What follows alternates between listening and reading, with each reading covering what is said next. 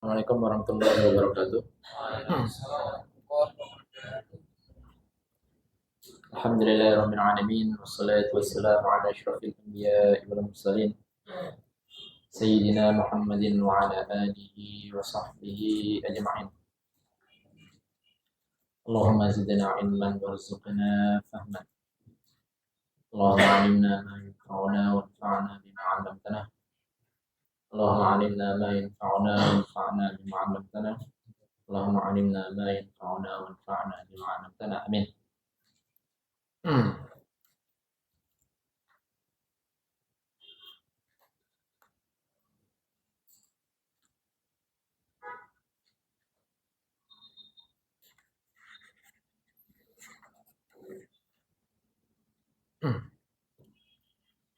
Alhamdulillah, kita sampai di penghujung daras, ujung dari ujung ini ya. Tanpa terasa kita sampai di ujung. Terasa nggak sih? Atau terasa banget? Kok saya terasa banget ya?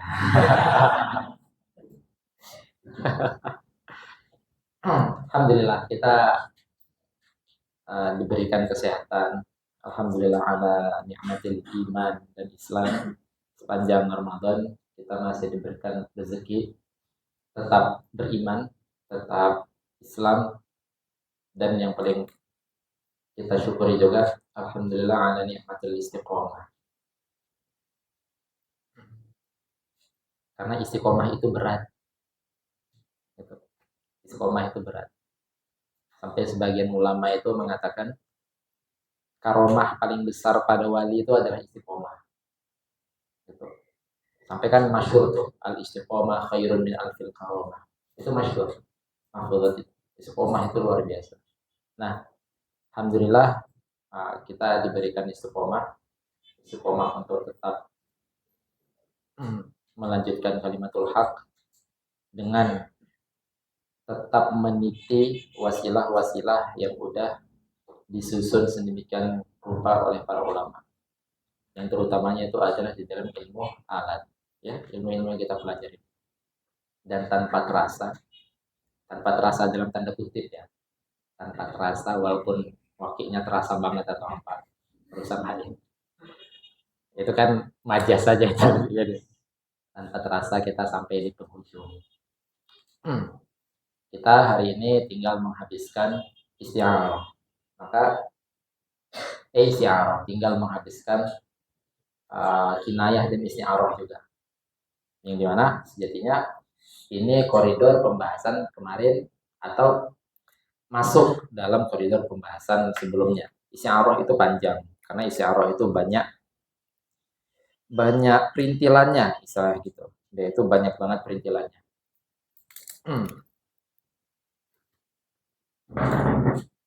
Di sini beliau sejenak menjelaskan kinayah. Intinya kita memang melihat matan Tuhfatul Ikhwan ini itu sangat ringkas dalam menjelaskan ini. Tapi walaupun ringkas, kalau kita tidak memiliki kapasitas yang memadai, maka terasa rumit juga nanti matan-matan ini. Oke, penutup.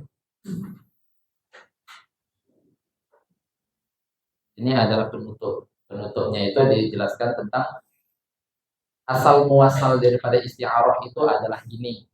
Disebutkan gitu. Asal muasal dari isti'arah itu adalah sekian, yang dimana itu berasal dari tasbih. Makanya kemarin di saat menjelaskan tentang isti'arah, wajib kita mengetahui tasbih. Karena ijro'at pertama gitu. Amusyu'un pertama gitulah ya. Amusyu'un pertama untuk pembahasan isti'arah ya lewat tasbih dulu. Karena isti'arah itu adalah tasbih yang udah dirombak sedemikian rupa sehingga akhirnya menjadi seperti itu.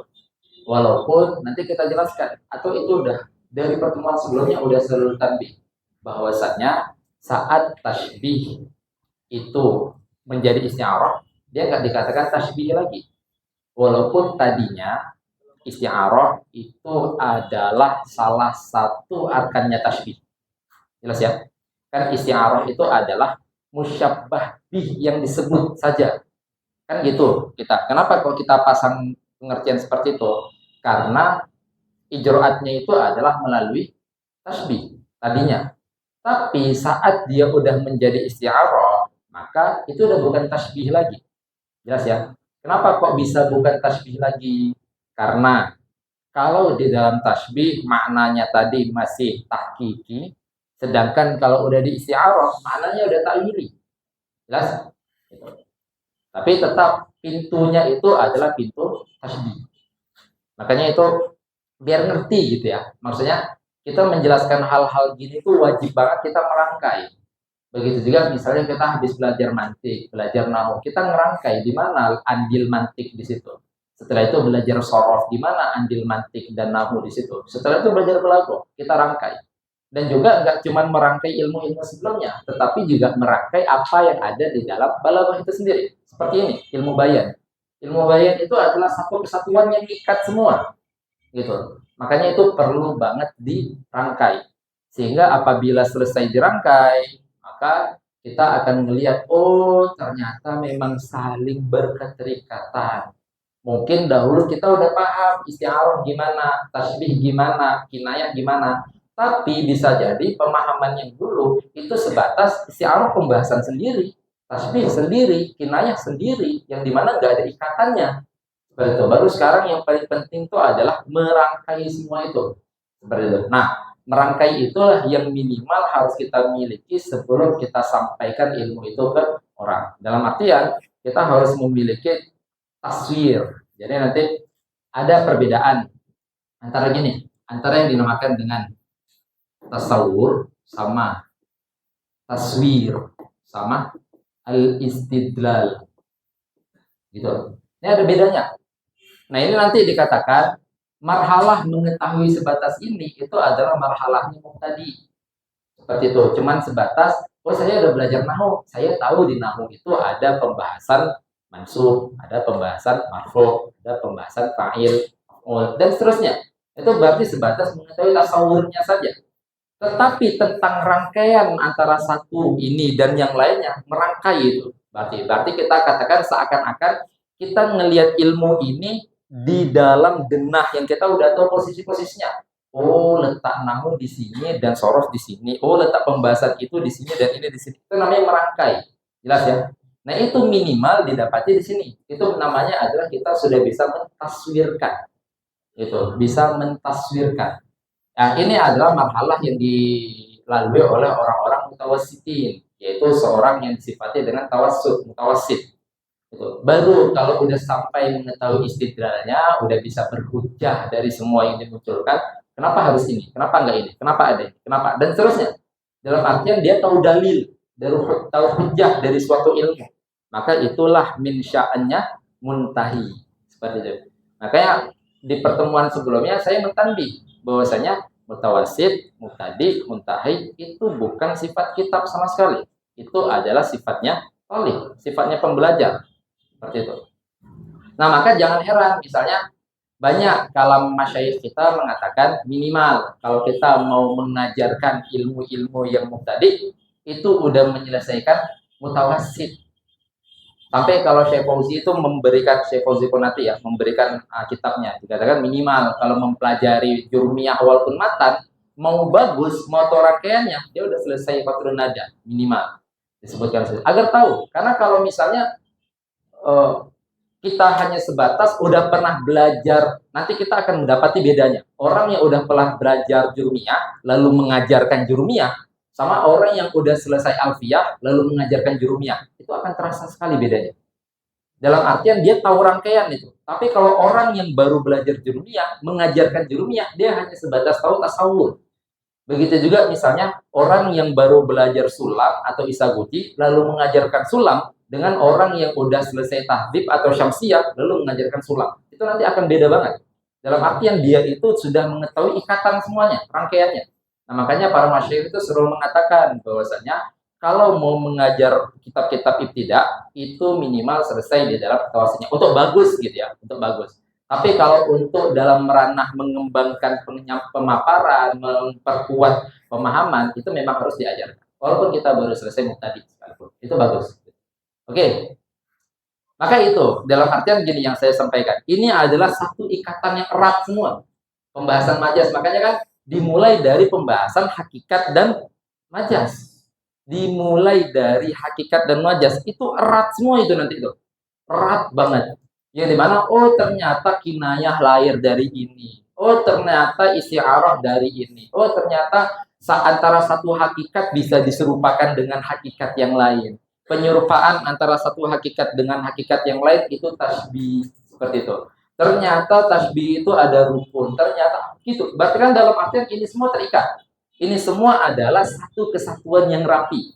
Kalau kita menyadari di satu ilmu itu adalah satu kesatuan yang rapi, pahamilah bahwasanya di semua ilmu itu saling memiliki adil untuk menguatkan. Dan semua ilmu ini sama-sama untuk apa? Untuk mengkhidmahi Al-Quran dan Sunnah. Jelas? Jadi jangan ngerasa kita nggak keren banget, nggak mengaduin Al-Quran, nggak mengaduin Sunnah. Justru kita jauh lebih keren. Kenapa? Karena kita itu melewati jalannya para ulama. Itu bukan langsung loncat pergi ke zona waktunya Nabi. Nggak seperti itu. Siapa yang bisa seperti itu? Jelas ya? Itu bukan langsung melihat hadis, bukan langsung melihat Quran, enggak. Tapi kita melewati step-stepnya sehingga di pada titik tertentu kita ngelihat hadis itu akan beda banget. Gitu. Kita akan menyikapi, kita akan mengambil hukum, kita akan memahami. Kita bisa melihat dari berbagai macam sudut pandang. Jelas? Oke, maka itulah semua ilmu itu ada satu kesatuan yang saling mengikat. Jelas ya? Oke. Maka saya petakan ulang lah ini. Saya petakan ulang biar nanti enak di dalam aslul isti'arah sama kinayah.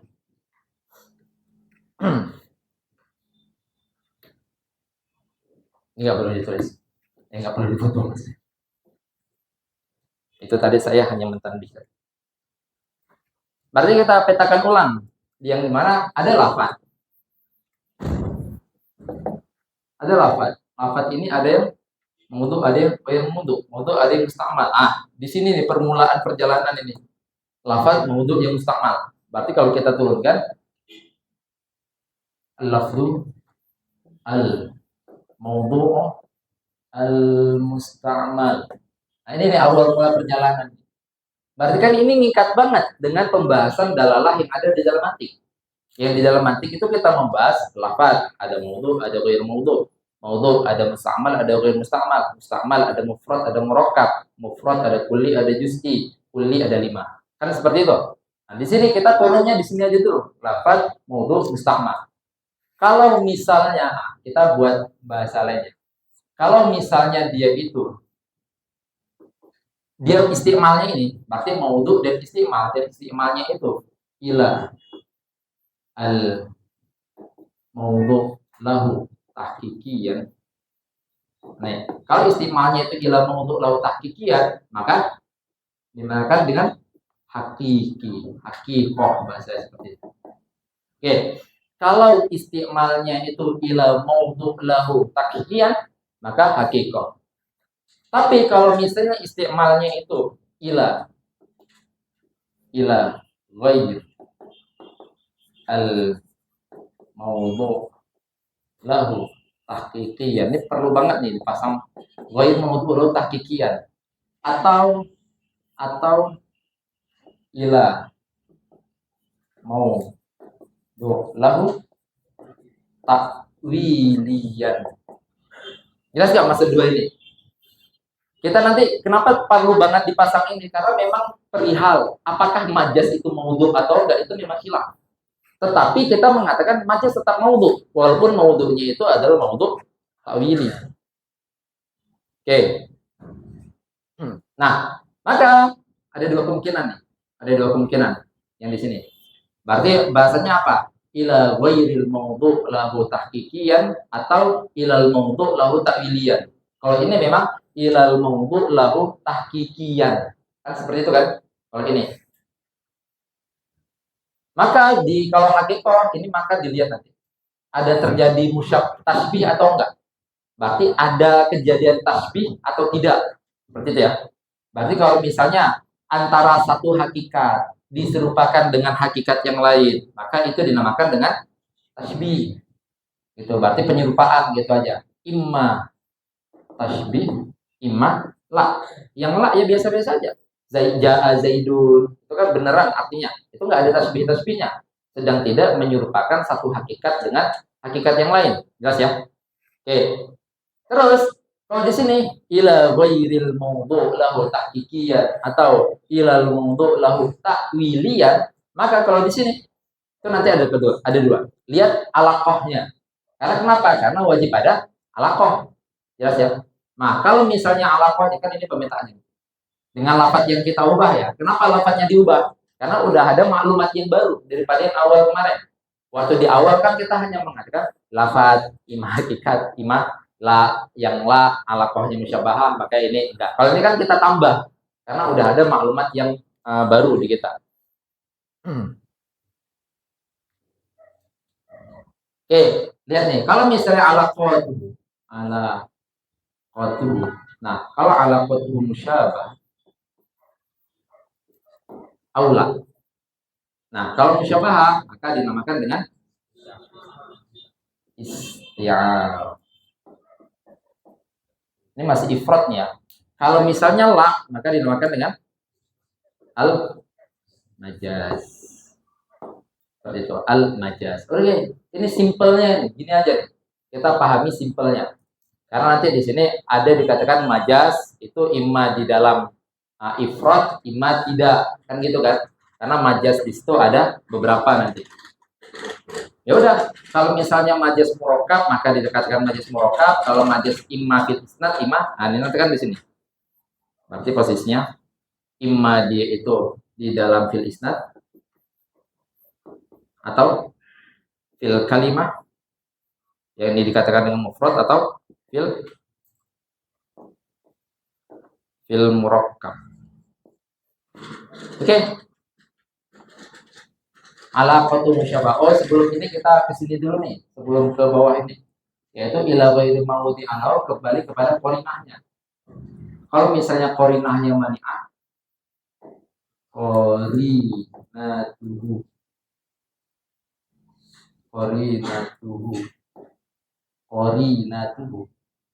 itu mani'ah maka majaz. Kalau misalnya la maka kinayah. Oke. Maka yang qarinah mani'ah ke bawah ini nih, qarinah mani'ah. Ini adalah kalau kita tarik nah baru nih anggotanya nih. Kalau misalnya qarinahnya mani'ah maka dia itu adalah lihat dulu ya namanya ya. Alaqahnya apa? Kalau tidak mani'ah maka ini kinayah. Kenapa dikatakan qarinahnya tidak mani'ah? Karena masih membolehkan terjadinya makna aslinya. Maka nanti kinayah itu di dalam usul fikih kita akan mendapati dia punya dua torof. Dua torof itu dalam artian kalau misalnya, karena kan kinayah itu gini. Kinayah itu misalnya kata-kata yang kemarin itu. Yang dibuat itu tawilun najat. Nah, kalau misalnya dia kembali kepada makna aslinya, berarti memang dia memiliki pedang yang sarungnya itu panjang, itu kan makna aslinya. Yaitu isbatutul atau sifat tutul kepada an-najat makna aslinya. Kalau misalnya makna yang bukan mautulahunya itu adalah tulul qomah, berperawakan tinggi, seperti itu ya. Dia itu adalah berperawakan tinggi. Nah, kalau dia berperawakan tinggi berarti kan dia bisa dibawa kepada makna asli, yaitu sifatul ila najat, dan juga dia bisa dibawa kepada makna kinayahnya, yaitu tulul qomah. Saat dibawa kepada makna asli itu dimakan dengan hakikat. Kenapa? Karena lagi isti'mal lafzi lima wudhi'alau tahqiqiyah. Saat dibawa kepada makna yang tidak aslinya dinamakan dengan kinayah. Kenapa dikatakan dengan kinayah? Karena isti'malul lafzi li ghairi mawdhi'alau ma'a qarinatin ghairi mani'ah. Karena qarinahnya itu tidak mani'. Jelas? Oke. Ini di sini koridornya atau kebayangnya. Nah, terus di sini kan tadi ada yang namanya isti'arah. Ini yang udah kita bahas habis-habisan di pertemuan sebelumnya. Baru kita nanti mengijroatkan isti'arah itu kejadiannya seperti apa sih? Nah, ini nanti kita baca nas-nasnya sini. Oke, ini kita petain ulang aja. Biar kita tahu bahwasanya koridor ini di sini isti'arah di sini. Kenapa? Karena tasbih sudah selesai, hakikat juga udah di awal banget, masing-masing dari ini udah semua, dan juga sekarang ngulik ulang ini. Walaupun ini udah dari 2 hari sebelumnya kan kita kulik masa kita bahas secara dalam. Isti'arah itu kalau disebut musyabbah bihnya maka dikatakan dengan tasrihiyah. Kalau tidak disebut tapi disebut musyabbahnya saja dengan memberikan lazim daripada musyabbah bih maka dinamakan dengan makniyah. Dari sisi mengisbat lazimnya itu membuat khoyal, akhirnya dikatakan dengan tahyiliyah seperti itu. Begitu juga isti'arah yang pembahasan kemarin. Isti'arah pembahasan kemarin kan banyak juga sisi-sisinya atau jenis-jenisnya itu. Nah, itu yang makanya terus sekarang baru kita lihat aslul isti'arah itu seperti apa. Tapi kan kita udah jelasin ya, dari sebelum bahas isti'arah kan kita udah pahamkan karena saat kita menjelaskan isti'arah itu selalu pintunya itu adalah tasbih. Jelas? Pintunya itu selalu tasbih. Oke, ini pemetaan ulang saja.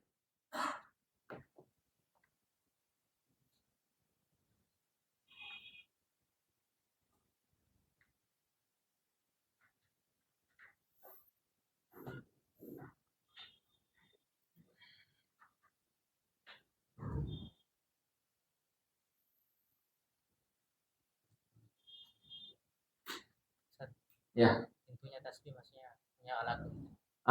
Pintunya tasbih. Pintunya tasbih. Kenapa? Maksudnya kenapa? Kan dia beda taksim. Maksudnya jauh taksim. Bukan istiarah sih tasbih. Istiarah di? Istiarah terus tasbih. Maksudnya kan kalau kita tahu paham dengan istiarah maka kita perlu ini tasbih kan. Benar. Kenapa? Karena alaqahnya musyabahah. Dan musyabahah itu kejadian di tasbih. Maksud alaqah kan sudah dijelaskan.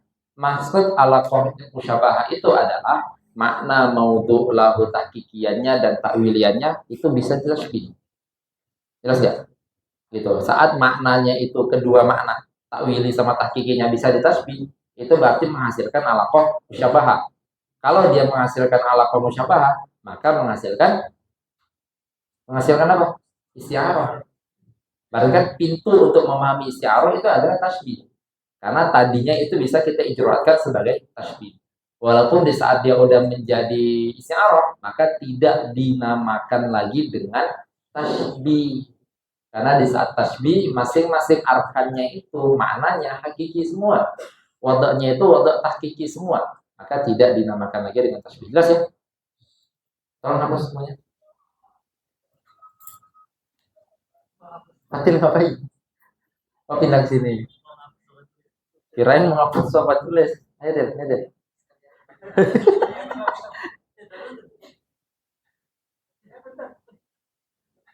Gini. Ya. Ada kenang-kenangan. Enggak jelas ya. Ya.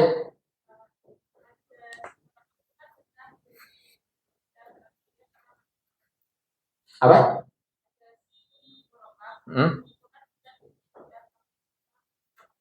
Ya.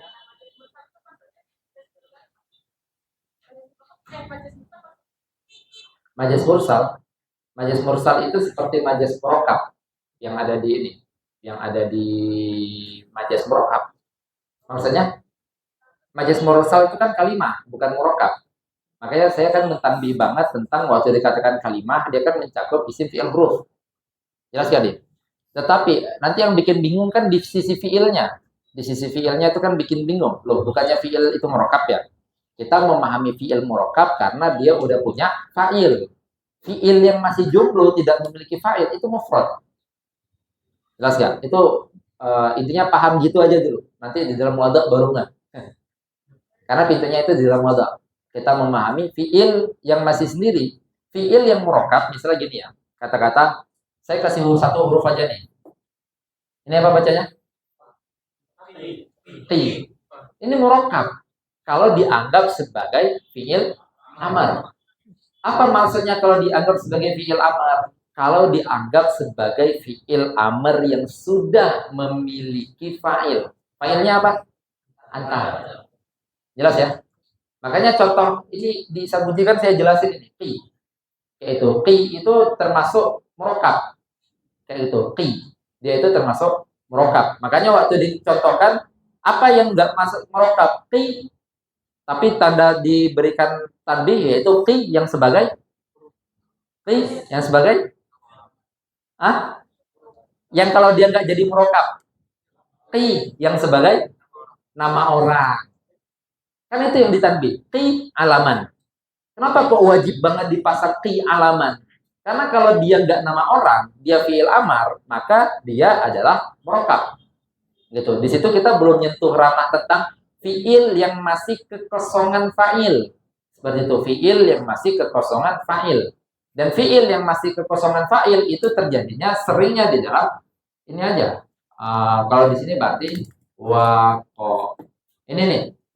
Kita nggak mengatakan fa'iluhu dhamir mustatir takdiruhu huwa. Enggak. Dia ini memang waqo saja. Yang dimana dia masih menyimpan hadas. Seperti itu. Itu saja. Maka dia itu nanti dikatakan mufrad. Gitu. Maksudnya kita jangan masukkan fa'ilnya ya. Karena kalau udah dimasukkan fa'il, maka dia jadi murokab. Karena udah tertakib. Maknanya itu jadi murokab. Kayak gitu. Maknanya itu jadi murokab. Kenapa? Karena ada takdiran kan. Waqo huwa. Kan bahasa seperti itu. Atau waqo zaidun. Kan bisa seperti itu. Ada takdirannya. Atau qi anta. Nggak ada antanya. Atau qi ya zaid. Disebutkan seperti itu tuh. Berarti sejatinya ada takdirannya nih. Takdiran apa? Takdiran yaitu fa'ilnya. Gitu. Maka kemarin majas mursal itu adalah nama untuk majas mufrad atau majas fil kalimah yang dimana alaqahnya itu bukan musyabahah. Sedangkan majas murakkab itu adalah nama untuk majas murakkab. Berarti beda ya antara dua ya. Majas murakkab sebagai nama sama majas murakkab sebagai jenis. Jelas nggak nih? Saya berikan gini. Nanti karena di perjalanan selanjutnya kalian akan menemukan gini. Ada maksim, ini maksim. Terus di bawahnya itu kan adalah qismun dan ini qismun. Gini. Dia ke sini kan namanya qasim. Oke. Nanti ada antara qismun itu namanya sama dengan maksimnya. Paham nggak? Ada qismun yang namanya sama dengan maksimnya. Seperti apa? Apa nama lain daripada ta'rif? Al-had. Jelas nggak nih? Nama lain daripada ta'rif al-had. Padahal had itu juga nama daripada ismunnya ta'rif. Paham? Maksudnya? Berarti saya katakan gini. Misal, at-ta'rif. Nih, ta'rif. Ini maksim kan? Dia punya istilah. Berarti kita katakan, at-ta'rifu yanqasimu ila ismain. Imma had, imma rasam. Nah ini lihat, kita lihat nih. Had ternyata ismun dari ta'rif. Dan ternyata nama yang dari ta'rif itu adalah had. Nah makanya waktu dikatakan al-haddu yanqasimu ila ismaini. Imma haddun imma rasmun. Maka pahami had yang pertama itu bukan had yang kedua. Jelas nggak maksudnya? Had yang pertama itu bukan had yang kedua. Had yang pertama maksim, had yang kedua ism. Nah, maka kita kembalikan ke kemarin. Al-majaz. Al-majaz. Al-murakkabu yanqasimu ila ismaini.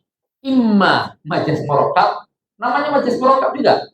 Gitu, imma al-majaz al-murakkab, imma isti'arah tamthiliyah. Gitu. Imma isti'arah tamthiliyah. Imma majaz murakkab, imma isti'arah tamthiliyah. Jelas ya nih maksudnya? Bahasanya apa? Al-majaz al-murakkab yanqasimu ila qismaini. Al-awwal al-majaz al-murakkab in kanat alaqatuhu ghairal musyabahah. Fatsani al-majaz apa? Isti'arah tamthiliyah atau nama lainnya ini adalah al-majaz bil isti'arah. Bil isti'arah. Oke, ini nama lainnya. Al-majaz bil isti'arah. Nah, ini. Fatsani isti'arah tamthiliyah au al-majaz bil isti'arah in kanat alaqatuhu musyabahatan. Maka dari awal saya mentanbih banget, terutama waktu sebelum masuk ke dalam majaz fil isnad. Itu mentafriknya tuh gitu nanti susahnya. Apa bedanya ya majaz fil isnad sama majaz murakkab? Karena kan murakkab yang dimaksud murakkab isnadi. Nah, makanya saat kita tahu titik bedanya, maka kita ngeh bahwasanya oh memang beda banget. Majaz fil isnad itu terjadi majaz di dalam ikatan musnad musnad ilaih. Sedangkan majaz murakkab musnad musnad ilaihnya nggak terjadi majaz. Dalam artian ikatannya benar, sah. Hanya saja makna maudhu lahunya sedang tidak dipakai. Kan gitu. Makna maudhu lahu yang nau'inya itu, kenapa bisa makna maudhu lahu yang nau'i? Karena wadahnya wadah murakkab. Dan murakkab itu memiliki jenis wadah nau'i. Seperti itu. Itu yang sedang tidak digunakan. Oke, ini foto aja dulu. Baru nanti hapus. Nggak bisa foto sambil duduk ya? Oh.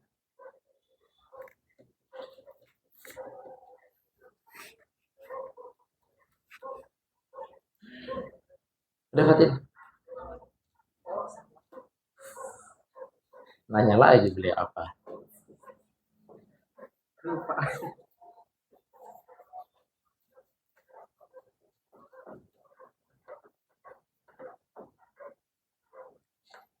Oke, kita ngebahas tentang asal muasal isti'arah. Kan gini kan?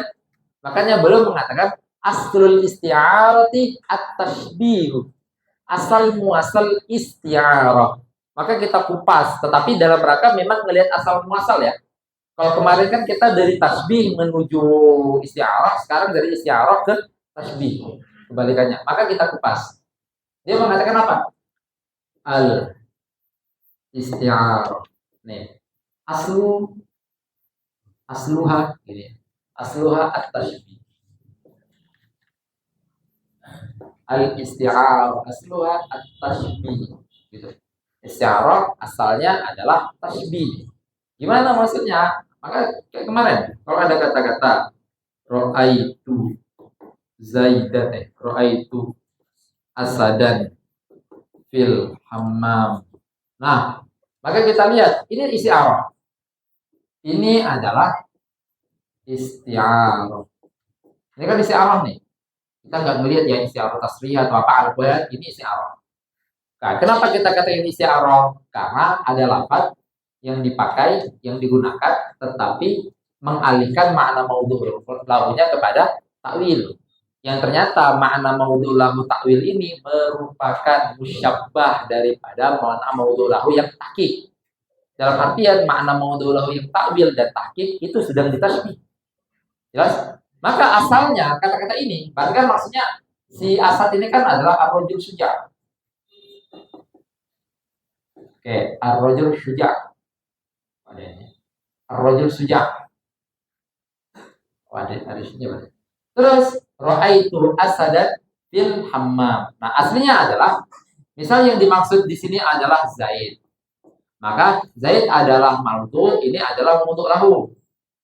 Kalau yang makna maudhu lahu dari Asad itu adalah hayyul muftaris, maka ini adalah maudhu, yang ini adalah maudhu lahu, hayyul muftarisnya. Berarti sejatinya sedang mengatakan Zaidun. Nah, ini baru tasbihnya. Ini tasbihnya. Zaidun kal asadi fi syaja'ah. Nah, ini adalah tasbih. Ini adalah tasbih. Yang dimana ini musyabbah, adat syabah, musyabbah bi, dan ini adalah wajh syabah. Semuanya tidak disebut kecuali ini. Berarti minjem lafaz ini taruh ke sini. Karena itu namanya istiar atau musta'ar yang dipinjam seperti itu. Minjem lafaz ini terus naruh di sini. Dan saat udah minjem, berarti kan dia minjem lafaz ini. Apakah minjem maknanya juga? Enggak. Dia minjem lafaz doang. Jelas ya? Berarti dia menginginkan suatu makna tetapi sedang tidak mau memakai lafaznya. Melainkan pakai lafaz yang lain. Minjem. Saya pinjam dulu ya lafaz ini ya. Tetapi saya nggak ngambil maknanya. Ah, makanya minjem lafaz ini, lafaznya doang. Minjem lafaz. Padahal di saat dia masih statusnya sebagai al-musyabbah bi, Saat dia statusnya masih musyabbah bi, maka maknanya adalah ma'nahu apa? Hayyun muftaris. Oke, kan gini. Maka saat statusnya masih musyabbah bi, maknanya adalah hayyun muftaris. Nah, makanya yang dipinjam adalah lafaz doang. Jelas? Karena makna yang mau ditempel bukan makna dia, maknanya ini. Jelas ya? Itu maknanya ini, yaitu Zaid sebagai rajul suja. Inilah yang dikatakan asalnya adalah tasbih. Asalnya ya dikatakan bukan sedang mau mengatakan bahwasanya si asad yang ada di dalam isti'arah itu adalah huwa dengan musyabbah bih yang ada di tasbih. Paham nggak maksudnya? Enggak huwa. Tetapi hanya lafadznya saja yang sama. Kebayang ya? Betul. Itu dia tidak huwa. Makanya beliau hanya mengatakan asluhu. Asalnya asad berada di sini, tetapi saat dia sedang di sini, dia udah nggak huwa. Lafadz ini sama lafadz ini udah berbeda. Karena lafadz yang ini, yang saat dia masih musyabbah bi, dia adalah hayyun muftaris. Saat dia menjadi musta'ar, kan ini musta'ar jadinya, karena lafadz yang dipinjam. Saat dia menjadi musta'ar, maka maknanya adalah rajul syuja'. Bisa kebayang ya?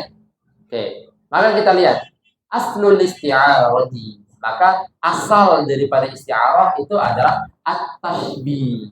Maksudnya at-tashbih itu apa? Asal muasal terbentuknya isti'arah. Itu adalah tashbih. Berarti tadinya itu sedang terjadi proses yang dinamakan dengan tashbih. Jelas? Itu tadinya sedang terjadi proses itu yang dinamakan dengan tashbih.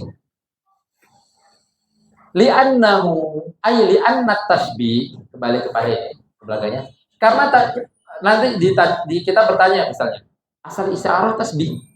Nah, kenapa kok bisa tasbih itu merupakan asal daripada isyarah?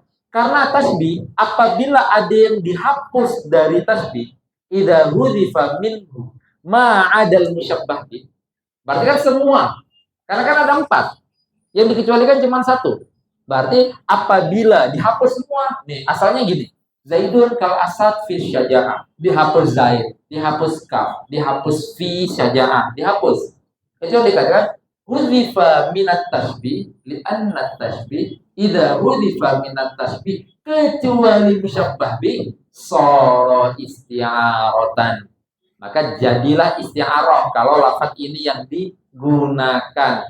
Tetapi saat lafaz ini yang digunakan bukan sedang memakai makna di saat dia masih musyabbah bi, melainkan sudah ganti makna. Jelas? Oke. Sara ista'aratan tasrihiyatan. Gitu. Maka dia menjadi isti'arah tasrihiyah. Kenapa? Sebagaimana kemarin pembahasan kita, isti'arah tasrihiyah itu adalah isti'arah yang nyebut musyabbah bih saja. Jelas? Nah, tapi wa idza hudzifa ma'adal musyabbah. Tapi kalau misalnya kejadiannya kebalik, kaf dihapus, asad dihapus, fisyajah dihapus, ninggalin ini doang. Yaitu musyabbahnya saja yang ditinggalin. Plus memberikan, berarti plus memberikan di situ lazim daripada musyabbah bih. Jelas ya? Gitu. Maka menjadi makniyah. Bahasa seperti apa? Zaid. Terus dia memunculkan kata Zaid aja di sini. Ra'aitu azfara Zaidin. Misalnya itu. Zaid manusia, nggak mungkin punya cakar. Kan seperti itu. Jadi Zaid ini bukan GGS gitu ya. Bukan yang ganteng-ganteng sering apa itu. Bukan.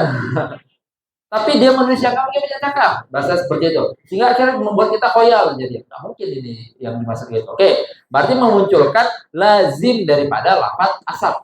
Diidofahkan, diisbat kepada musyabbahnya.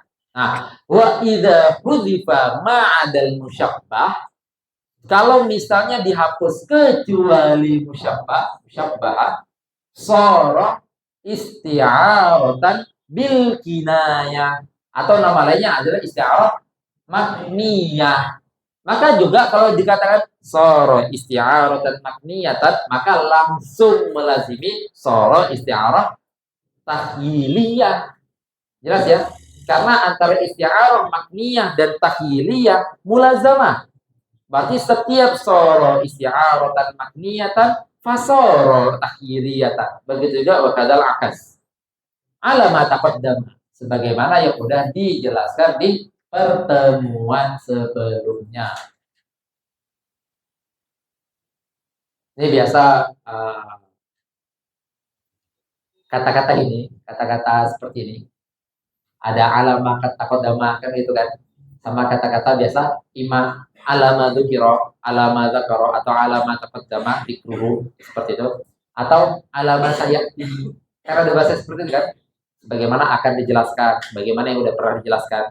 Itu ibarat-ibarat musannif menunjukkan bahwasanya kamu kalau baca kitab saya harus hatam dari A sampai Z. Sehingga ngerti maksud saya ini apa. Jelas nggak maksudnya? Bayangkan sekarang pertemuan ke-8 tapi ada yang baru datang pertama kali.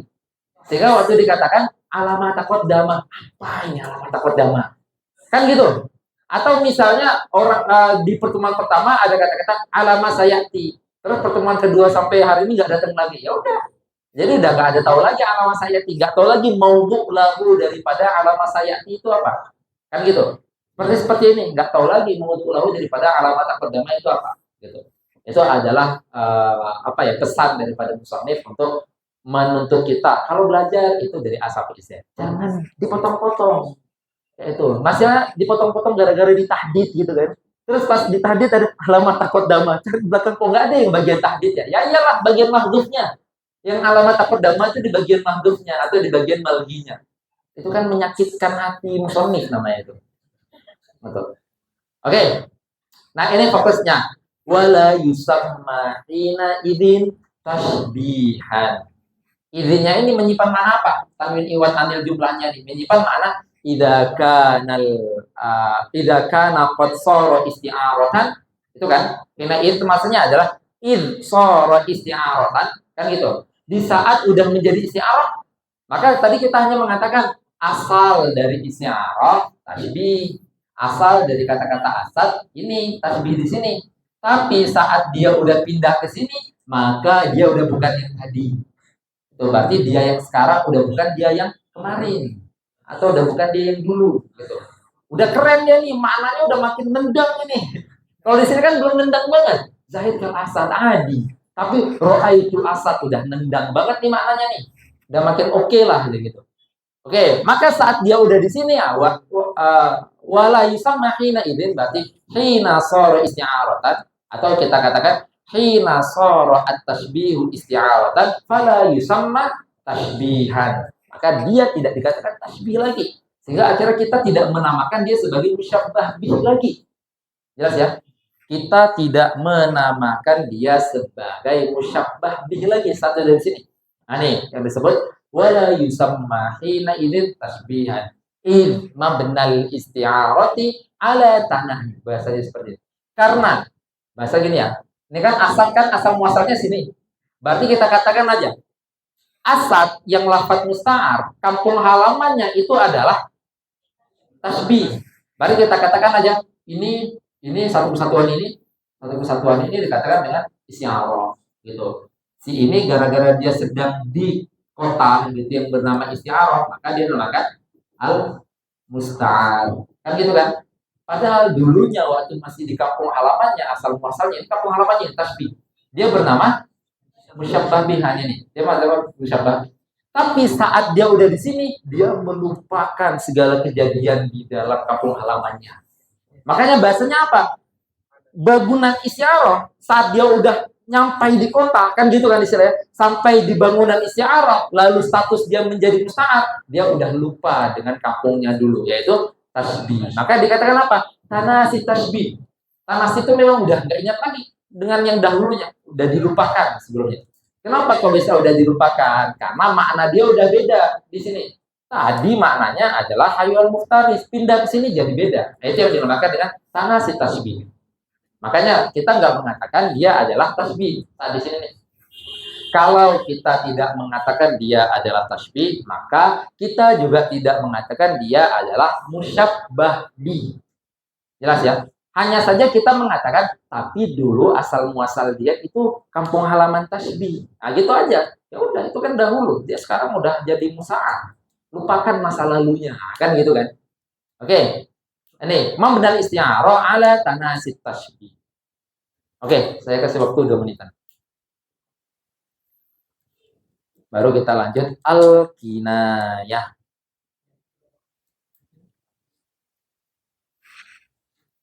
Kalau di dalam syarah belum mengatakan ala tanasi tasbih. Tasbih itu adalah ala kauni tasbih soro nasyan mansiyan. Benar-benar dilupakan habis-habisan si tasbih itu. Gitu. Udah nggak usah ingat-ingat lagi.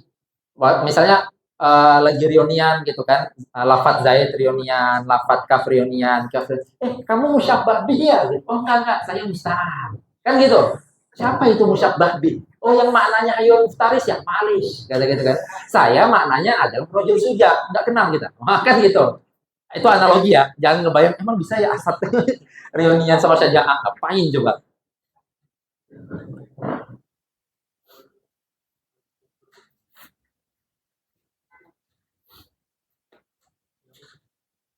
Ya, dihapus semua.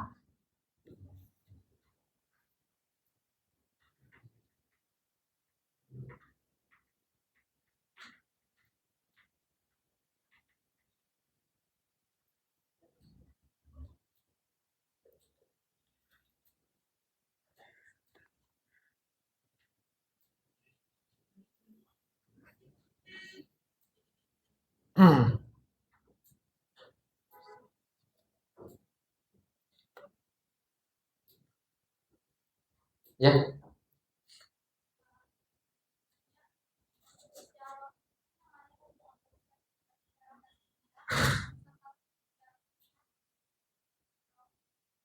kenapa? Yang lebih ablag.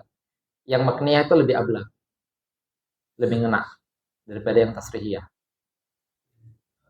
Tapi maknanya sama takhiliyah bukan untuk dibandingkan ya, karena huwa sama orangnya.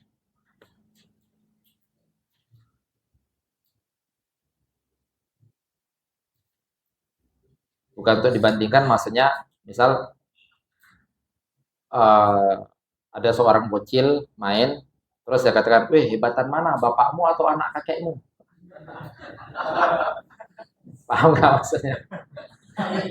Lu, betul, gitu kan? Bingung juga kan? Karena orangnya sama, gitu. Bapakmu sama anak kakekmu sama orangnya.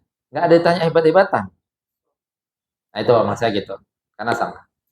Tapi antara maknanya nanti kinayah itu lebih kuat karena dia semakin tersembunyi, semakin hanya menyampaikan kepada orang-orang yang paham saja kinayah itu. Nah, kalau dia itu menyampaikan hanya kepada orang-orang yang paham saja, itu lebih dakik, lebih hasan setelah istilah balaghahnya itu. Semakin nggak jelas, semakin bagus. Tapi nggak jelasnya ini nggak jelas ini ya, nggak jelas ilmiah ya. Bukan nggak jelas yang kata-kata ngelantur itu. Kata-kata yang cuma dikatakan entah apa-apa aja. Ini maksudnya memang makin makin rumit untuk pahamnya. Tapi saat menuju maudhu lahunya, itu nanti memang jalannya benar. Seperti itu. Hanya saja rumit banget. Itu kan bahasa-bahasa Quran itu seperti itu. Bahasa Quran tuh gorib banget, luar biasa gorib-goribnya.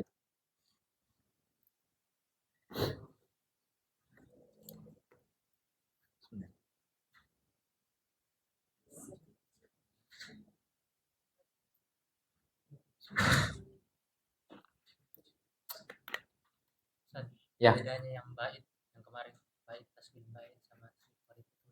Gorib sama korib. Kenapa? Ya, di situ kan ada kata-kata daki juga kan. Ya, Maksudnya, makin bait, makin dakik. semakin bait semakin Dakik. gitu. Gorib makin dakik. Terus Kalau qorib sama gitu. kalau korib ya nggak dakik dong. Simple banget dipahami. Bedanya bait itu berarti untuk pahamnya itu nggak simple. Kayak itu butuh muroah dulu atau butuh ta'amul dulu. Nanti ini juga kinayah itu juga ada kinayah yang wajhul syabahnya ke wajh syabah. Ada kinayah yang wajhul kinayahnya itu qorib, ada yang bait. Itu ini nanti kan diberikan contohnya. Nah, maka dua contoh yang itu kita akan paham jalur gimana maksudnya kok bisa kalau misalnya cuma dikatakan Zaidun tawilun manjat itu kan simpel banget. Oh, kalau dia punya sarung pedang panjang ya berarti dia posturnya tinggi. Gitu kan? Tapi kalau kata-katanya Zaidun kathirur romad, Zaidun tuh banyak debunya. Dari mana jalurnya itu adalah orang yang karim. Itu kan berkali-kali berlipat-lipat gitu. Berlipat-lipat maksudnya sampai beberapa step.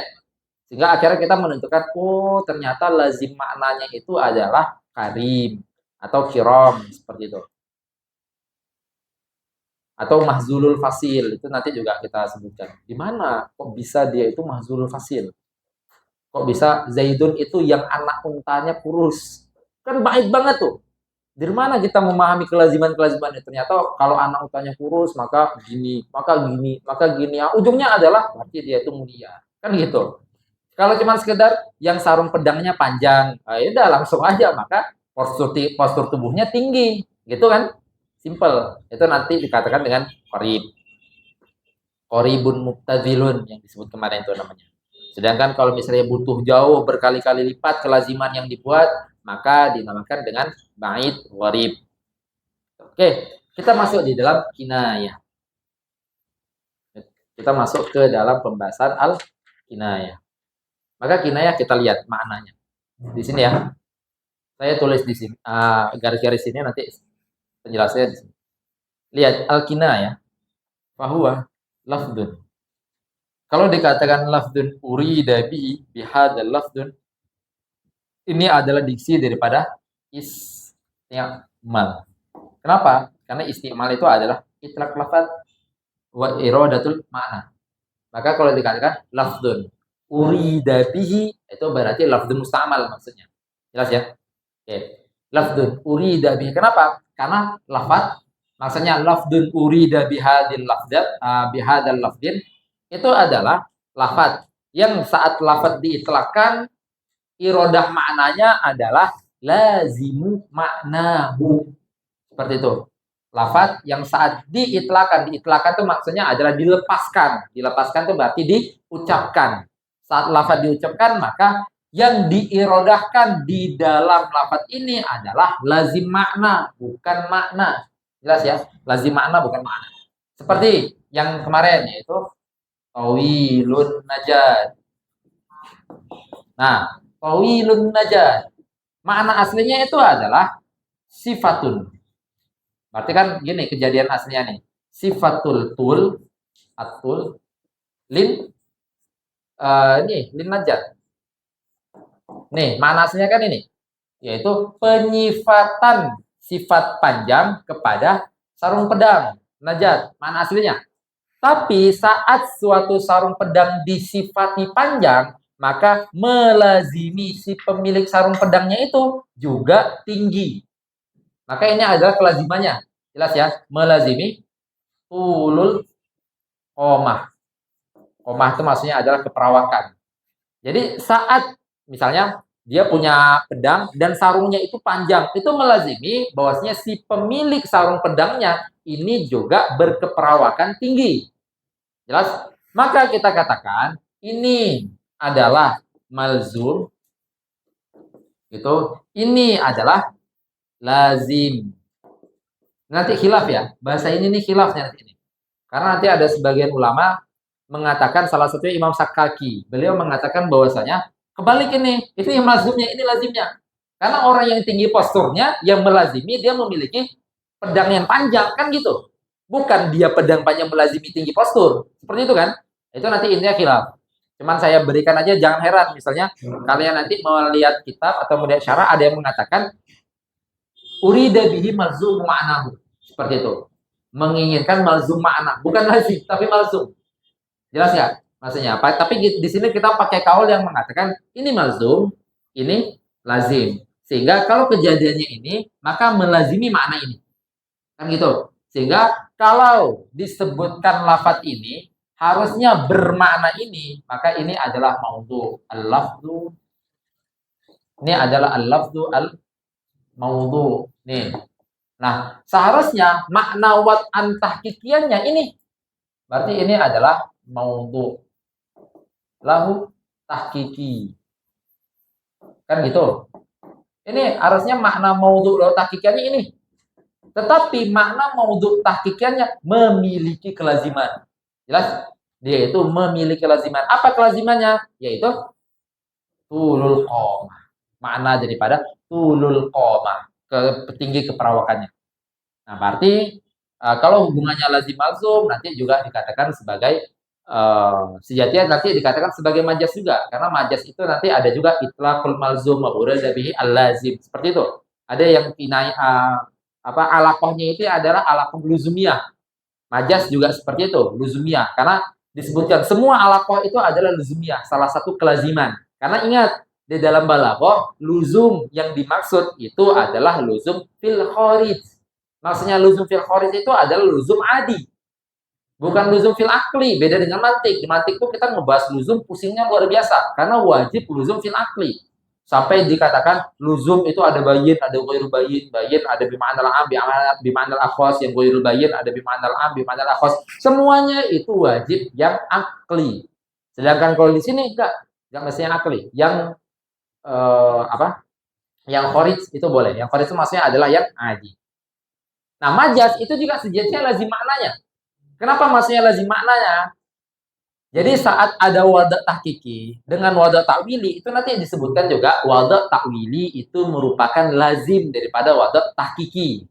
Seperti itu lazim. Kenapa ada kelaziman? Karena ada musyabahah. Kenapa ada kelaziman? Karena ada alaqah. Itu. Berarti karena ada alaqahnya juga menghasilkan kelaziman. Jadi nyebut malzum dan menginginkan lazim itu majas juga kejadian seperti itu. Sehingga saat dikatakan urida lazimu maknahu, ini nggak mengeluarkan majas ini. Karena majas masih masuk di sini. Jelas nggak? Lantas majas keluar di mana? Ini. Majas keluar di sini. Paham nggak? Jadi waktu hanya disebut lafdun. Urida lazimu maknahu, majas itu juga sejatinya lazim maknanya. Paham nggak? Tapi lazim maknanya kan punya alaqah yang berbeda-beda. Nggak sebatas lazim malzum. Oke. Majas juga menginginkan lazim maknanya aslinya. Jadi waktu disebut disebut asad misalnya, disebut asad menginginkan hayawan rajulun syuja'ah. Rajulun syuja'ah itu juga merupakan kelaziman daripada makna si asad, yaitu muftaris. Karena rajulun syuja'ah ini punya sifat iftiras juga, beraninya itu. Gitu. Maka itu juga lazim maknanya. Maka di kata-kata ini urida bi lazim maknahu itu majas belum keluar. Bayang ya? Itu urida bi lazim maknahu. Karena majas itu juga lazim maknanya yang disebut. Tapi waktu ditambah kata-kata ma'a jawazi iradatil ma'na. Ma'ahu itu maksudnya apa? Ma'a lazimi ma'nahu. Berarti iradatil makna yang dimaksud di sini adalah makna maudhu lahu wa antahqiqiyan. Berarti ma'a jawazi iradatil ma'nal maudhu lahu wa antahqiqiyan ma'a lazimi ma'nahu. Berarti lafaz dia itu bisa mengarah kedua ini. Tidak ada maniknya. Jelas? Maka di saat itu majas keluar. Kenapa? Karena majas tidak bisa dia itu bersamaan. Jadi asad nggak bisa bersamaan, maksudnya adalah hayun muftaris dan juga maksudnya adalah rujul suja. Nggak bisa. Jelas nggak maksudnya? Nggak bisa seperti itu. Oke.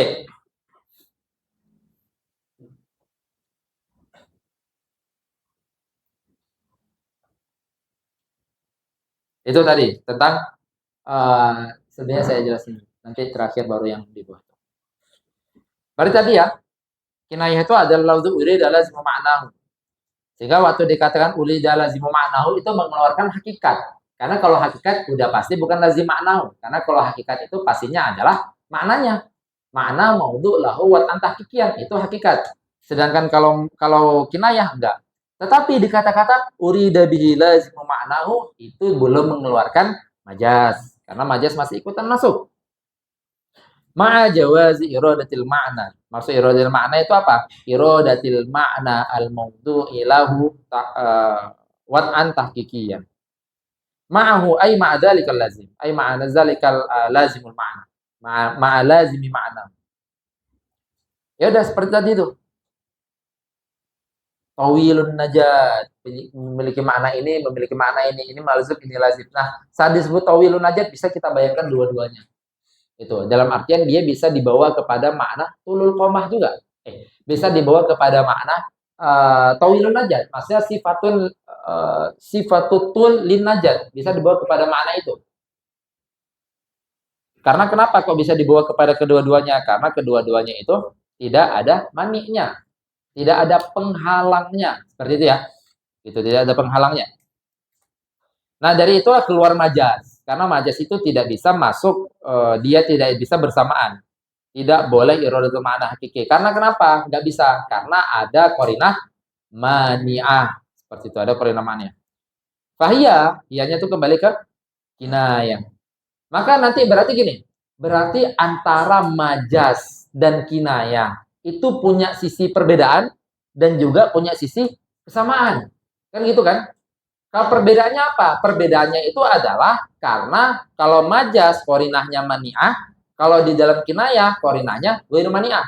Persamaannya apa? Persamaannya adalah sama-sama menginginkan lazim maknanya. Jelas ya? Maka beliau mengatakan ini, fahiyah, si kinayah tukhaliful majaza min jihati jawazi iradatil ma'na al-hakiki ma'a iradati lazimi. Sisinya itu. Kinayah itu akan berbeda dengan majas dari sisi kalau si kinayah itu boleh gitu. Dari sisi jawaz iradatil ma'na hakiki ma'a iradati lazimnya. Berarti kinayah itu boleh dibawa ke makna ini, boleh dibawa ke makna ini. Jelas? Itu. Sedangkan kalau majas, maka dia hanya boleh dibawa kepada makna rojul syuja. Nggak bisa dibawa kepada makna hayawan muftaris. Kenapa? Karena ada mani'. Karena ada korinah mani'ahnya. Jelas ya? Gitu. Karena ada korinah mani'ahnya. Itu yang dimaksud tukhaliful majaza. Berarti sisi itu bedanya. Dia berbeda dengan majas dari sisi bahwasanya korinah boleh dibawa kepada makna hakiki dan makna lazimnya. Lazim maknanya gitu. Sedangkan majas, berarti kalau dia tuh kalau berbeda dengan majas dari sisi itu, lantas sama-sama di mana? Sama-sama menginginkan makna lazimnya. Jelas ya? Atau sama-sama menginginkan lazim maknanya. Seperti itu. Sama-sama menginginkan itu. Makanya disebutkan di sini, wa tuwafiquhu, kalau di dalam syarahnya itu beliau mengatakan dia memiliki kesamaan dari sisi apa? Intiqalnya itu sama. Intiqalnya itu dari malzum ila lazim. Intiqal itu maksudnya perpindahan gitu. Jadi makna hakikinya adalah malzum, sedangkan makna majazinya adalah lazim. Nah, pindah tuh dari malzum menuju lazim. Intiqalnya sama-sama seperti itu. Lanjut, contohnya seperti Zaidun tawilun najat atau nijat, kalau di sini ada yang menuliskan nijat. Zaidun tawilun nijat atau najat. Padahal menginginkan makna tulal qomah, yaitu tinggi keperawakannya, tinggi tubuhnya. Ini kan jelas ya, lazim malzumnya tadi, proses lazim malzumnya ya. Berarti tawilun najat itu penyifatan bagi najat, yaitu tul. Berarti saat disifati itu melazimi, menyifati si pemilik najatnya itu juga tinggi. Jelas? Gitu. Melazimi seperti itu juga tinggi nanti.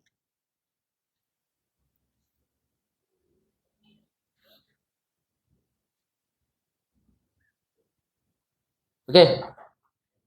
Oh, baru setelah ini, tadi kan dia udah selesai bahas contoh ya.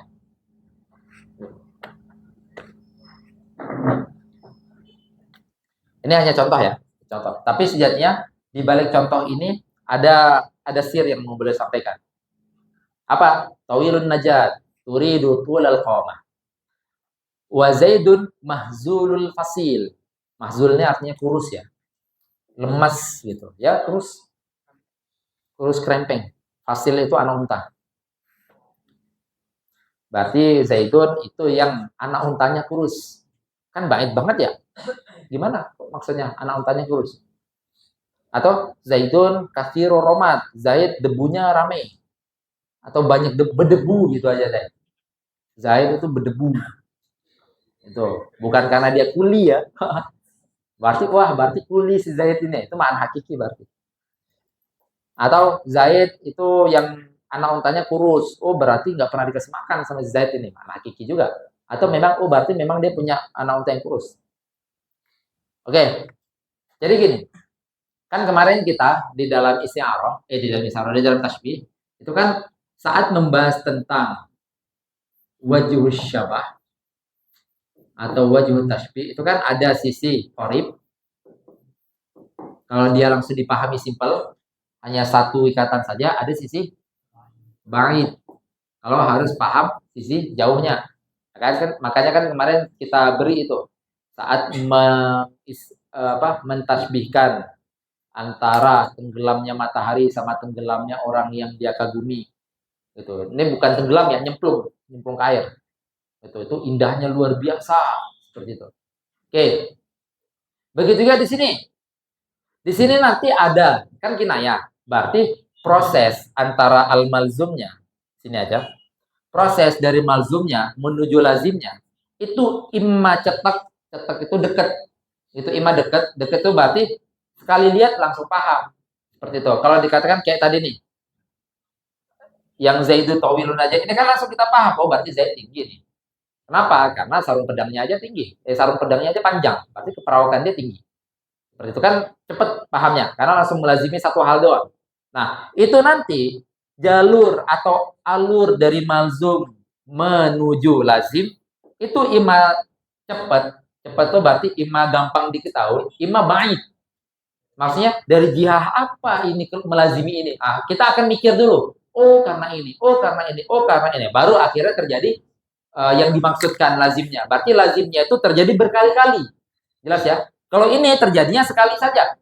Berarti, oh kalau najatnya disifati dengan tul, maka berarti keperawakannya tinggi. Udah, nggak ada kelaziman yang lain. Jelas ya? Nah itu berarti kalau dia itu cepat dari malzum menuju lazimnya, maka dinamakan dengan qorib. Sama seperti kemarin, qorib muktadil. Berarti ini adalah kinayatun qoribah, kinayah qorib. Sedangkan kalau dia itu butuh beberapa lapis kelaziman, maka dinamakan dengan bait atau qorib. Gitu. Kalau dia itu butuh beberapa lapis kelaziman. Seperti itu. Contohnya apa? Contohnya dua ini. Yang setelah itu. Yaitu mahzulul fasil. Sama kafirur romad. Gitu. Kan dilihat di sini. Kalau misalnya ini, itu kan kinayatan an tulil qamah. Berarti kalau misalnya tawilun najat kinayatan an tulil qamah. Sekali lompat saja. Berarti kalau najatnya disifati panjang, melazimi keperawakannya tinggi. Sekali lompat. Sedangkan kalau ini, dua ini, kita lihat. Yang pertama itu apa? Mahzulul fasil. Mahzulul fasil. Sama? Kathirur romad. Gitu. Mahzulul fasil sama kathirur romad. Zaid itu adalah orang yang anak untanya kurus. Itu kan kita, maksud saya dia mulia loh. Kan sampai, kemana itu? Kan gitu kan? Tapi misalnya kita bisa aja ngebayangin dia memang memiliki anak unta yang kurus. Tidak ada maniknya kan? Kenapa? Karena ini bukan majas. Kalau majas, maka dia itu memiliki manik. Imam maniknya itu adalah korina ahwaliyah. Misalnya zaman sekarang, tinggalnya di ini. Dikatakan, Zaid itu yang anak untanya kurus. Oh, itu udah jelas majas itu. Kenapa? Karena dia jelas nggak punya unta. Kan gitu, zaman sekarang. Atau di Indonesia misalnya, yang keadaannya itu memang menginginkan makna hakikinya. Zaid itu yang anak untanya kurus, itu udah jelas majas itu. Jelas ya maksudnya ya? Oke. Berarti dikatakan apa? Kalau dia dikatakan anak untanya kurus, berarti kan anak unta kan punya induk unta. Gitu, mau bilang ibu unta jadinya, ibu unta, bapak unta jadinya. Oke, anak unta itu punya ibu unta. Kenapa dia kurus? Karena dia itu jarang nyusu ke induknya. Paham nggak maksudnya? Karena dia jarang nyusu. Kenapa tuh? Berarti kalau dia kurus, melazimi dia jarang makan, bahasa gitulah. Gitu ya. Atau jarang minum. Karena kan anak unta masih minum susu doang. Kalau dia kurus, maka melazimi dia itu jarang minum susu. Kalau dia jarang minum susu, melazimi berarti susunya itu tertahan. Karena itu yang membuat dia jarang minum susu. Kenapa kok bisa susunya tertahan? Karena sering diambil sama Zaid. Gitu kan, wah sampai titik ini masih kita katakan jahat berarti Zaid kan gitu, menghalangi seorang anak nyusu, jahat berarti. Oh enggak, tunggu dulu, kenapa kok bisa dia sering ambil itu? Karena dia sering kedatangan orang sehingga akhirnya dia menjamu tamunya dengan susu. Wah baru baik ini berarti sampai titik itu. Makanya dengar dulu sampai akhir, jangan lihat setengah doang. Kalau setengah doang berarti dari kata-kata ini doang kita udah ngatain jahat ke Zaid ini. Zaid mas anak untanya kurus kok dia disifati baik? Dari mana? Kan kayak gitu. Anak-anaknya kurus-kurus kok bisa dia disifati baik kayak itu dari mana? Ah, ternyata gini. Oh, ternyata baik nih. Ajarannya. Akan gitu. Berarti maksudnya apa? Berarti maksudnya malzum dan lazimnya terjadi berlapis-lapis. Gitu ya. Berarti kalau anak untanya kurus, berarti melazimi jarak nyusu. Kalau jarak nyusu, berarti melazimi susunya ketahan. Kalau susunya ketahan, berarti melazimi sering diambil sama Zaid. Kalau sering diambil sama Zaid, melazimi sering kedatangan orang. Kalau sering kedatangan orang, melazimi sering disuguhi susu. Dijamu dengan susu gitu. Nah, kalau dia sering menyuguhi tamunya dengan susu, membuktikan si Zaid ini karom. Bait kan? Gorib, bait, jauh. Kita pahaminya, jelas? Nggak kayak tadi. Zaid, sarung pedangnya panjang. Kalau sarung pedangnya panjang, keperawakannya tinggi. Udah selesai. Lazim-lazimnya udah selesai seperti itu aja. Jelas nggak? Nah, begitu juga di sini. Begitu juga kafirur ramad. Kenapa kok bisa si Zaid itu kafirur ramad? Karena dia sering berada di dapur. Kenapa? Maka melazimi dia itu sering ngebakar. Ini jangan pahami pakainya gas LPG 12 kilo itu ya. Bukan, nggak akan ada debu-debunya kalau kayak gitu. Ini kebayang zaman dulu yang dimana masak masih pakai kayu bakar. Yang dimana kalau misalnya mau itu tiup-tiup dulu itu. Tiup lama gitu, tiup gitu. Belum belum modelan ada ini, belum model ada minyak tanah. Jadi bakar tuh pakai apa? Pakai kertas. Terus tiup sampai terbakar. Nah, itu kan melazimi berdebu terus dia itu. Seperti itu. Nah, itu. Berarti kelaziminya itu jauh. Berarti kalau melazimi dia sering di dapur, sering bakar kayu bakar, terus sering masak, melazimi. Kalau dia sering masak, maka melazimi banyak orang. Karena kan nggak mungkin nggak ada orang sering masak, buang-buang makanan jadinya. Betul. Kalau dia sering masak, maka melazimi banyak orang. Kalau dia sering masak untuk banyak orang dan menyuguhkan tamu, itu melazimi dia adalah karom. Dia mulia. Seperti jelas ya? Nah, maka dua contoh ini nanti dikatakan dengan ba'id. Kenapa ba'id? Karena kinayahnya itu jauh. Sedangkan ini dinamakan dengan qarib. Jelas sampai sini? Oke. Maka itu, jadi dua contoh yang sedang beliau kasih itu sedang, bahasa gitu ya. Dua contoh yang sedang beliau berikan itu memang sedang memberikan makna. Jadi nggak sekedar asal taruh aja. Tawilun najat, mahzulul fasil, kafir romat enggak. Tetapi sedang memberikan makna. Kenapa? Karena semuanya itu adalah kinayatan an karami Zaidin. Itu merupakan kinayah an karami Zaidin. Kenapa kok bisa dikatakan kinayah? Karena nyebut lafaz tapi menginginkan lazim daripada makna lafaz. Loh, kalau gitu majas juga menginginkan lazim daripada makna lafaz. Oh, enggak. Di sini boleh kita bawa kepada makna aslinya. Kalau di sini kan berarti memang beneran berdebu dia. Kalau di sini berarti beneran punya anak unta yang kurus. Gitu ya. Kalau di sini, mana tadi? Kalau di sini memang beneran punya sarung pedang yang panjang. Jelas nggak maksudnya? Oke. Ah, ini tadi tiga jenis kinayah yang satu hal maksudnya, tentang jenis kinayah yaitu imma kinayahnya itu qorib, imma kinayahnya itu ba'id. Kalau qorib yang dimaksud di situ lapisan lazim malzumnya sekali saja. Malzum ke lazim. Ah, ini maknanya. Udah. Tapi kalau yang ba'id, malzum, lazim. Si lazimnya jadi malzum, lazim lagi. Si lazimnya jadi malzum, lazim lagi. Baru ujung lazimnya adalah karom. Jelas ya? Betul. Atau kita lihat aja ibarah beliau yang beliau mengatakan tentang dua contoh itu tadi.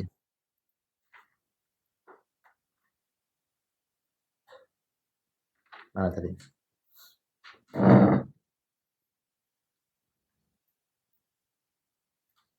Nah ini mahzul itu kan dari kata-kata huzal. Huzal itu berarti kurus, kerempeng, lemes gitu. Fal huzal malzumun wal qaram lazim bihasabil i'tiqad. Apa intiqalnya itu dikatakan huzal apa min huzalil fasil ila qaram mimma yatawaqqafu 'alal wasithah. Dia itu membutuhkan wasithah. Ada perantara yang banyak. Malzum lazimnya terjadi beberapa kali. Fa innahu kalau misalnya dia kurus maka melazimi dia lapar. Kenapa kok dia itu lapar? Karena dia tidak minum susu. Yang ada misyurbihil labana.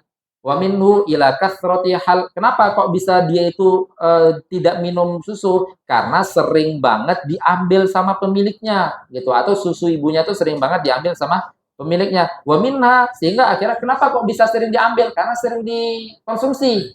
Kenapa kok bisa sering dikonsumsi? Kasrotid duyuf berarti melazimi banyak tamu.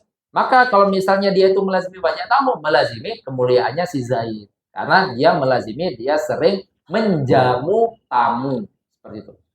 Menjamu gitu ya, bukan ngasih jamu. Menjamu tamu. Begitu juga kasih roromat sama.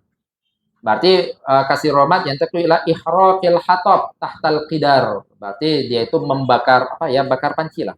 Bakar kayu bakar, terus di bawah panci, terus berarti melazimi sering masak, kalau melazimi sering masak, melazimi sering makan, kalau melazimi sering makan, melazimi banyak orang, banyak tamu maksudnya, maka kalau banyak tamu melazimi dia sering memuliakan tamu. Udah, mulia berarti dia. Baik.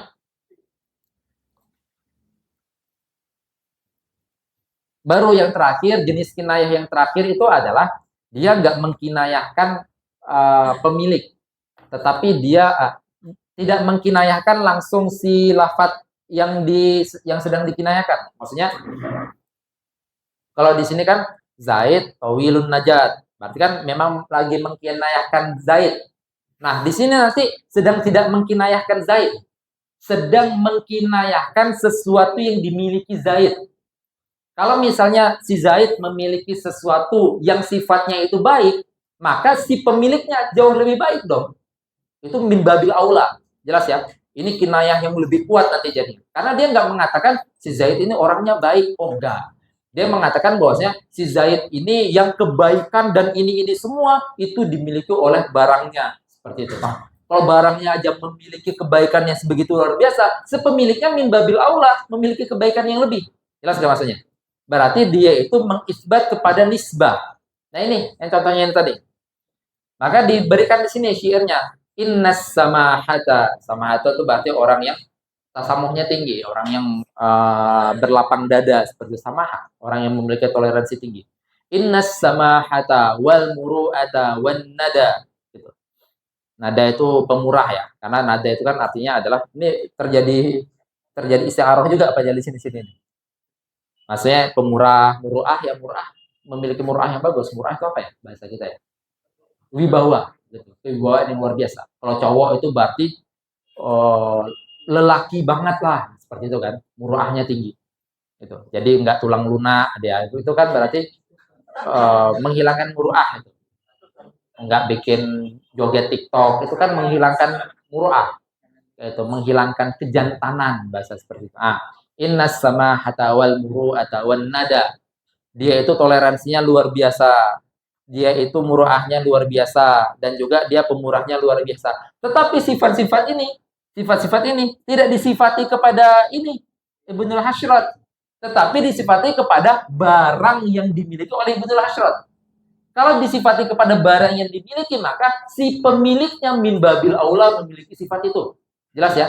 Barangnya saja lu punya sifat itu, apalagi pemiliknya, kan gitu istilahnya. Nah, itu berarti dikatakan sebagai kinayah. Kinayahnya itu masuk ke dalam nisbah, bukan langsung masuk kepada Ibnu Hasyratnya ini. Nah, bahasanya apa? Innas samahata wal muru'ata wan nada fi qubbatin duribat ala Ibnu Hasyrat. Qubbatin maksudnya adalah kubah yang atas, itu nama kubah. Dia itu dimiliki gitu ya, dimiliki. Duribat ala ini maksudnya adalah malakahu Ibnul Hasyrat gitu, maksudnya dimiliki oleh Ibnul Hasyrat. Ini nanti Ibnul Hasyrat ini banyak tafsiran makna ini, karena al-hasyrat itu salah satu maknanya itu adalah ima orang meninggal seperti itu, atau orang yang tinggal di pertengahan perkampungan banget, pelosokan banget, itu nanti juga ada istilahnya adalah al-hasyrat. Maka seseorang sedang dilakobi, ini kan nanti dikatakan sebagai kunyah. Karena kunyah itu imma hakiki, imma majazi nanti. Jadi misalnya dia punya bapak namanya Zaid, terus dikatakan sebagai Ibnu Zaidin, itu kunyah. Terus dia punya lakop sehingga akhirnya dikatakan sebagai kayak itu Abu Bakar, seperti itu kan, bukan karena dia punya anak namanya Bakar. Bukan itu kan? Gitu. Atau Ibnu Abu Hurairah seperti itu. Itu kan? Kan bukan dia punya anak namanya Burun atau Khirratun, kucing kan enggak. Tapi dikatakan bapak kucing. Nah, itu nanti dikatakan juga sebagai kunyah, tetapi kunyahnya itu adalah kunyah majazi. Oke, nah ini berarti sifat-sifat ini semuanya disifati kepada kubah yang dimiliki oleh Ibnu Hasyrat. Tetapi maksudnya adalah menyifati dia min babil aula. Makanya ini ada istilah al-kinayah bitorikil aula. Ini nanti bahasa lainnya adalah al-kinayah bitorikil aula. Bahasa seperti itu. Ini salah satu Nanti kalau kalian melanjutkan belajar warokot menggunakan syarah Qurratul Ain, caranya Imam Hattab namanya. Nah, beliau nanti menyinggung ini. Karena waktu ada kata-kata laisa kamitslihi, kan di situ laisa kamitslihi syai'un, sedang menyifati Allah itu tidak ada yang semisalnya. Loh, kaf itu kan artinya misal, berarti misla mislihi, muskilah gini. Nah, itu nanti para ulama itu berdebat tentang ini majas apa? Apakah majas ziyadah? Apakah ini sejati yang nggak majas? Nah, nanti salah satu pendapat paling rumit, itu nanti dipaparkan sama Imam Hattab di dalam syarah itu. Apa? Yaitu pendapatnya Imam Sa'duddin Taftazani. Waktu beliau mengatakan, ini adalah kinayah min babil aula. Itu kinayah min babil aula. Gimana? Oh, itu luar biasa rumitnya itu. Nah, makanya ini aja. Kenal aja. Ada kinayah nggak langsung nyifati si ininya, si orangnya ini. Enggak. Tetapi kinayah nyifati yang di sekitarnya. Tetapi min babil aula dia memiliki itu. Jelas ya, Mas ya. Nah, ini nanti dikatakan dengan kinayah min babil aula ini. Kenapa? Nih kata-kata apa? Kata-kata ini kinayatan an subuti hadis sifat lahu. Lahu siapa? Kepada si Ibnul Hasyrat. Padahal kata-kata ini kan nggak ada disebutkan untuk Ibnul Hasyrat. Diperuntukkan untuk siapa? Untuk kubahnya. Kan gitu kan? Bahasa dikatakan apa? Innas samahata wal muru'ata wan nada fi kubah. Kebaikan-kebaikan itu berada di dalam kubahnya Ibnu Hasyrat. Oh, berarti kalau di dalam kubahnya Ibnu Hasyrat, si Ibnu Hasyrat sebagai pemilik itu lebih aula memiliki sifat-sifat ini. Jelas ya? Gitu. Oke, hadza wallahu taala alam. Kita tutup dengan kafaratul majlis.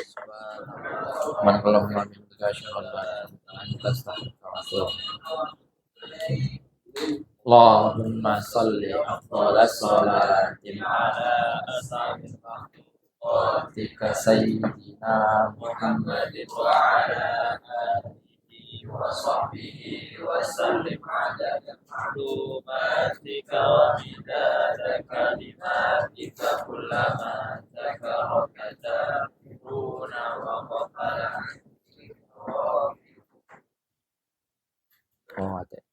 Alhamdulillah program Ramadan selesai. Alhamdulillah. Masih ada setengah jam ya sampai jam 11 ya. Maka kita gunakan untuk sedikit berdoa dan juga sedikit sebagaimana yang saya sampaikan kemarin. Kalau kalian mau tawasulan dengan kitab